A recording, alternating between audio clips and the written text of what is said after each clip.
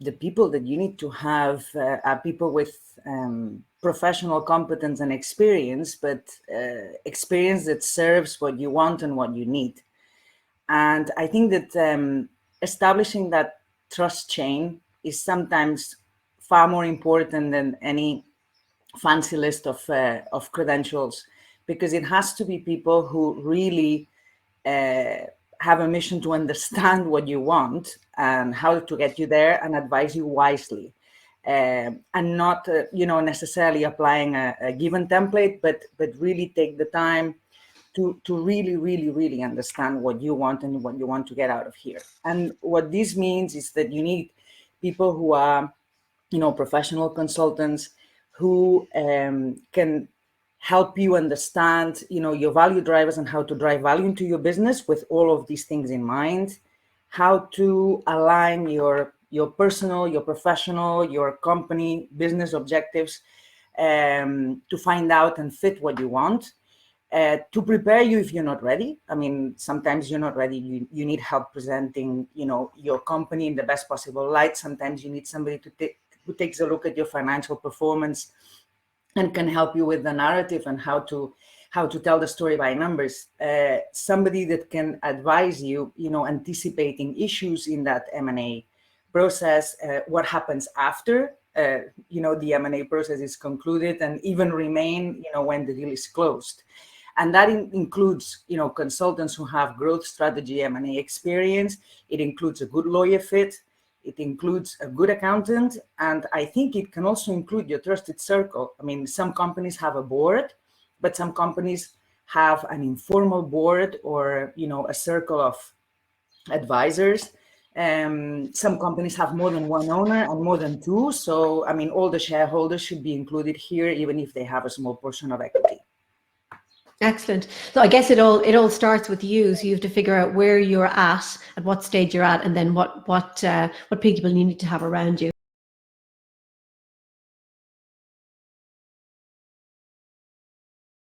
When you buy, you consider buying brands, you consider buying client portfolios, you consider buying technology that you don't have, you consider buying expertise that will help you with your existing business, but also get new business.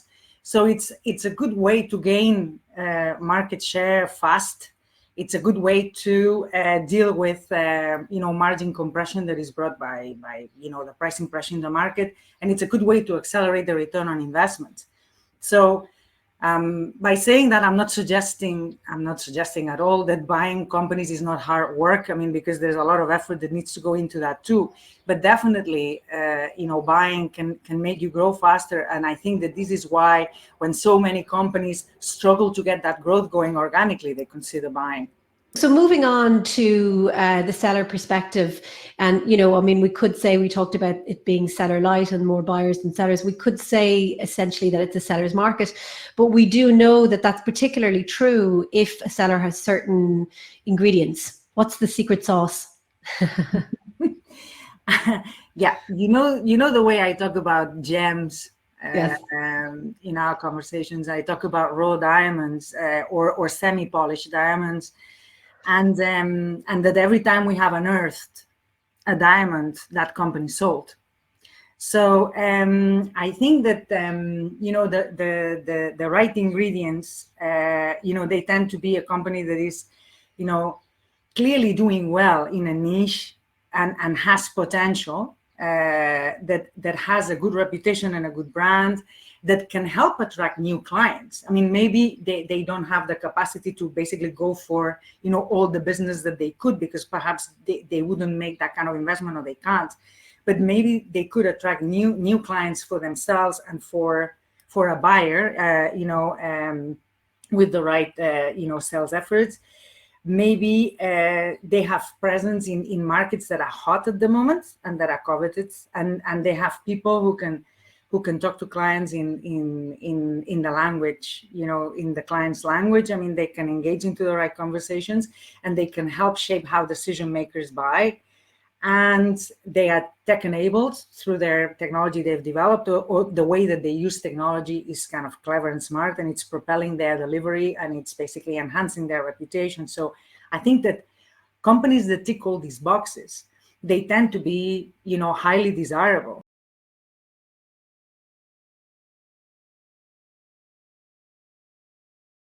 So today we're going to talk about how do I know if I'm ready to sell? So what are some of the considerations and motivations that a seller needs to consider here? I think that in a lot of cases, the journey starts by aligning your personal, professional, and company goals, and align them, for yourself, and also aligning yourself with your business partners if you have business partners, and aligning them as well with your family, with your spouse, in order to see what you want and what everybody else wants. Because sometimes, you find that there are business partners that may want different things, and then, what do you do?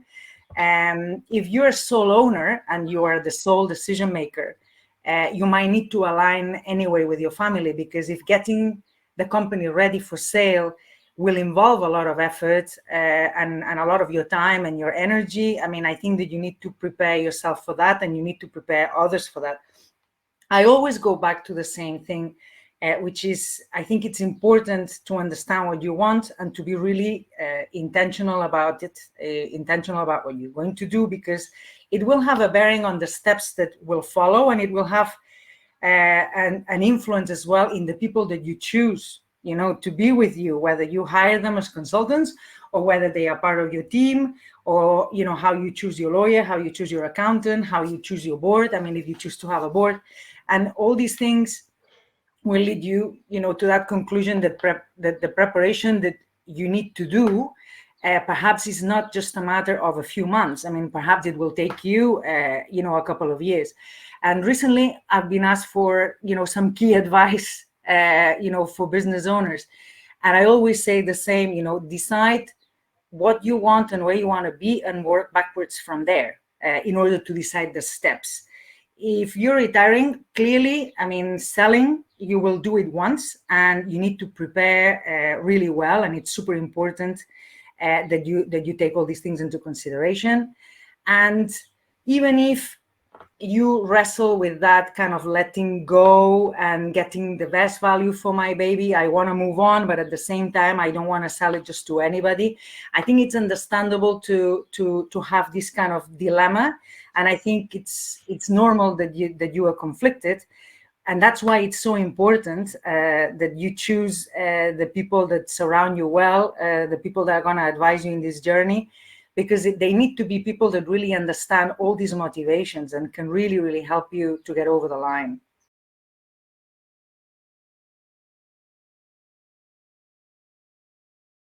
So in relation to a valuation formula, this is what comes up all the time, i.e. we're talking about times EBITDA, we're talking about times revenue. Can you talk to us about how that works? How does it work? So in relation to the multiples question, there are two key drivers of two key variables, which would be the risk and growth. And I think that everybody will understand if I say, the higher the risk, the lower, the value multiple will go. And the lower the risk, the higher the value multiple will go. But the second key driver, as I said, is growth. So if an investor or a buyer, asks the questions, how much return, how quickly will it come in the near future? Growth has a direct correlation to the multiple, and the higher the expected growth, the higher the price the buyer or investor are willing to pay. The lower the growth, the lower it will go.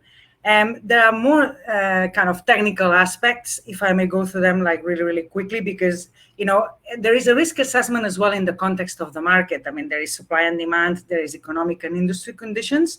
Then there is the, expenses, the owner compensation, there could be lease agreements, there could be real estate involved, there could be surplus or deficit of working capital. There could be considerations such as the debt financing, and the company's ability to leverage. How stable or not the cash flow is, has a bearing. And definitely, if there is a deal involving, shares or stock options or complex capital structures, that also has an influence on the value that is agreed upon at the end.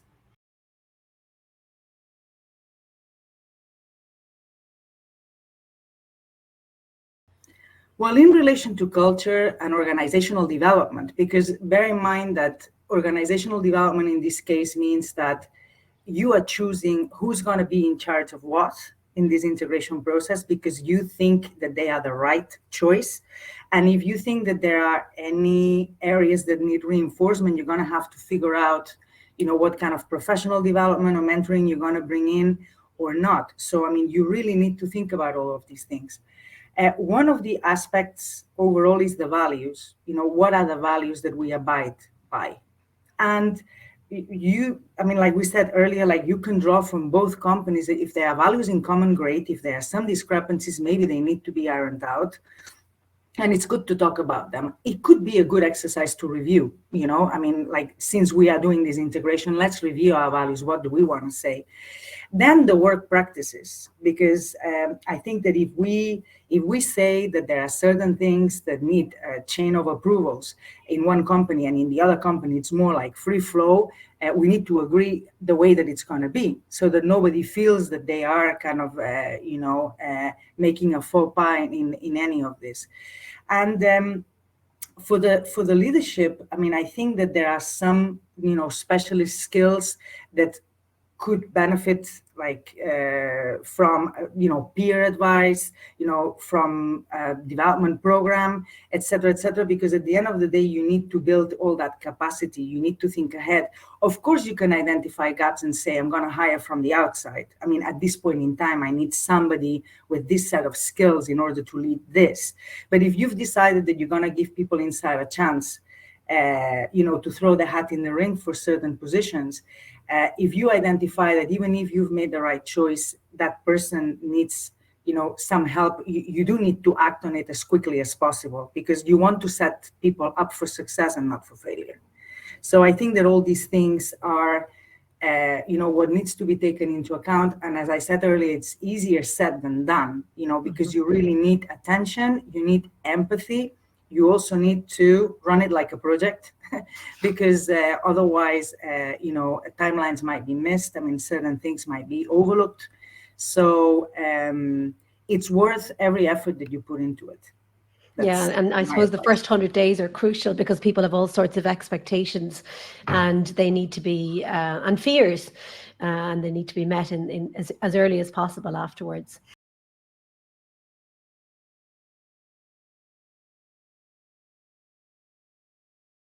This really takes a couple of things, really. It takes good old-fashioned hard work, right? So, it's a lot of work and also clearly a good growth strategy. So a combination of those things. Maybe for those that are wondering what they can do to get their companies to that raw diamond state, if you will, so that they get them ready to sell. How can we help them visualize what a growth strategy might look like? You need to really, first of all, realize the bridge that you need to build between where you are and where you want to be, and to see where the growth is going to be coming from. So like growth opportunities, like we have said, they come from either expanding into new geographies or new services, deploying technology maybe in ways that you haven't done so far. Exploring new sectors. And, growth enablers are obviously, a sales and marketing team, and good investment in there. High caliber, executive, brain power and executives that want to make it happen. So, maybe if you don't have enough, maybe you can consider hiring somebody that can help you along with that. And obviously mergers and acquisitions. So, organic growth combined with M&A, it's going to accelerate, whatever growth. But in order to figure out where the growth is coming from, you need to figure out who are your client segments and, the type of client relationships that you need to build. So do you want to be an eminently transactional business, or do you want to create, long-term relationships that are going to turn, your clients into champions for other clients, for example? And, trying to figure out in detail, what are those, customer segments means examining, what geographies, have the type of client that I want, what type of industries can benefit from the services that I offer that I haven't explored yet. Where do we have, in-depth experience? What are the near adjacencies? What type of services, do we see or what type of service offerings do we see that are going to be most in demand in the next few years? What do we do distinctly well, and maybe we should explain it better and improve the narrative? What kind of skills do we have that could open new doors, or what kind of skills do I already have that could mean I can develop a service based on that? What do I not want to do?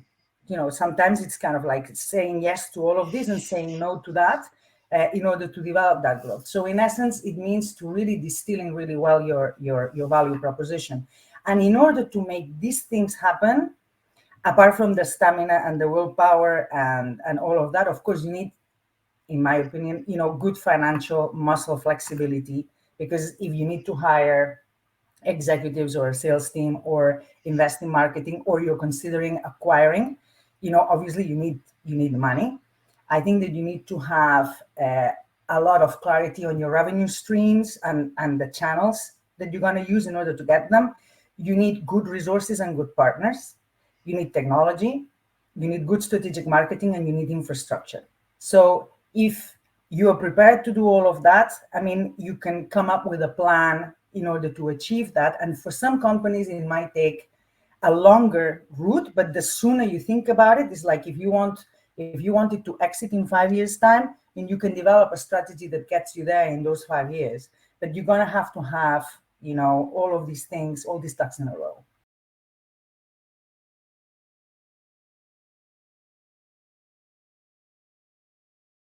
So essentially, we're talking about this concept of seller incubation. So can you maybe remind us really what that means for those people that didn't join us last year and hear us hammering on about this all through 2021?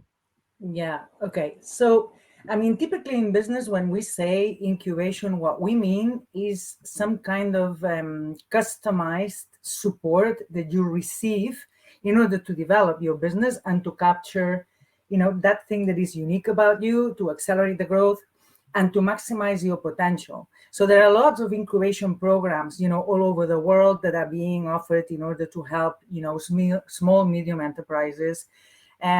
So here, what we mean in terms of seller incubation, we put those two words together, is that regardless of whether the owner or owners of a company want to retire now, in 2 years from now, 5 years from now, the bottom line is that you have to get ready. So if you want to get the value that you have set your mind on, you're going to have to get ready. Otherwise, the risk is that you might not get what you want. So we have mentioned in other sessions that getting ready means that you might need professional support. So you might have a lot of talented people surrounding you. You may have read a lot. You may have a lot of help, but you need professional support mechanisms in order to fulfill what you want in the timeline that you want.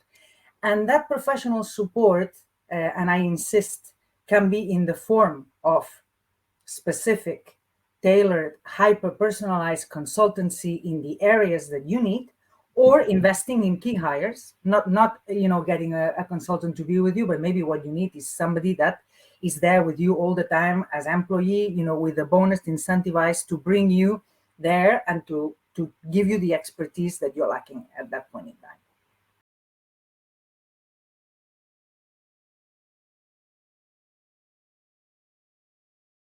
But what about the companies that already have an amazing story to tell? They're 100% confident that they have an amazing story to tell. Does incubation really apply to them also? Yeah, I think it also applies to them. Even if you are one of these raw diamonds and you already have, a cool story, you tick all the boxes and you can see your own potential, you can taste it. And because you can taste it, you can talk about it and be confident and pitch about it.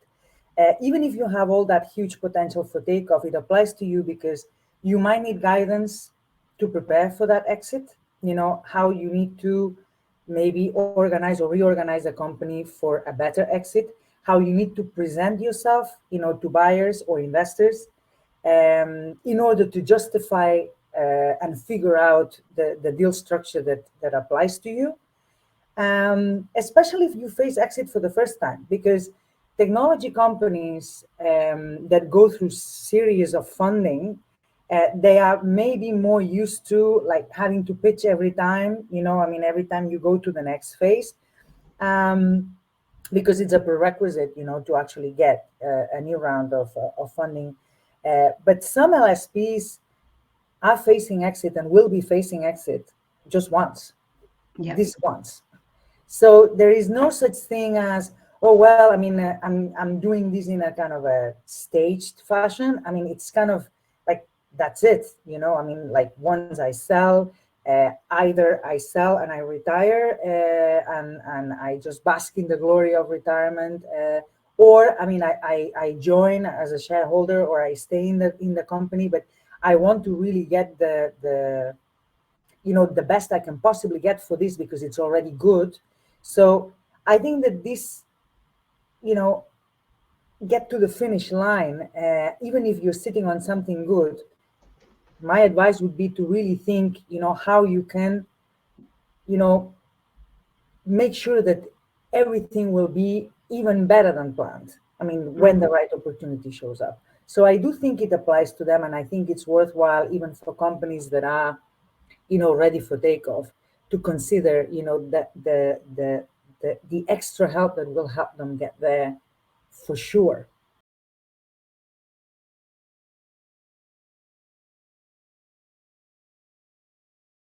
If you don't get integration right, the deal value is threatened.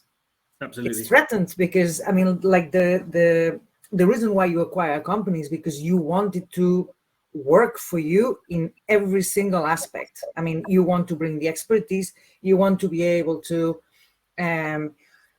offer, more services, grow faster, etc. So if none of that is achievable because the people involved are not bought in, because they are not encouraged and motivated, by the fact that they are now part of this, bigger entity, then the return on investment might not be there. So, to get that right is not just, it's not just a philanthropic thing to do. It's a business, it's a business responsibility, to get it right. Yeah, I think lots of deals are predicated on certain synergies being achieved, but the actual achievement of those synergies might not be apparent or relevant until you cross that line in the post-deal phase.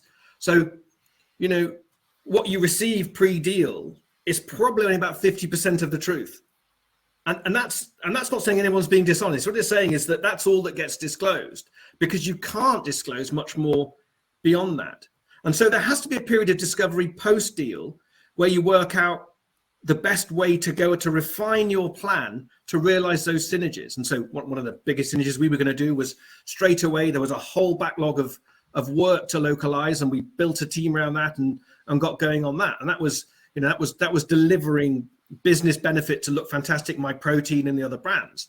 But the other bit about integration of process was just as important, because if you start to mess with the process to the point where it makes sense to us, but it doesn't make sense to the project managers, or doesn't make sense to the linguists, then you erode that goodwill. And you erode that goodwill, then that sort of relationship gets fractured, and it creates friction, and friction reduces your momentum.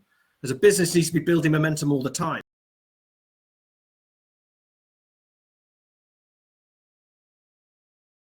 To achieve that, to merge with a similar company or a complementary company successfully, you need three things. You need to build trust. You need to share goals and values. And if I may say so, you need to leave the ego out the door, because it's not going to have to be the way you will it or you want it. It's going to have to be on an agreement and consensus. And I think that the reason why it's the road less traveled is because in order to achieve these trust, shared values, shared goals, and no ego trips, you need a high level of alignment at all levels, professional, personal, business. You need a lot of generosity on the table, and open mind, and you need also, a level of maturity, that there will be certain things that you will need to approach in a very different way.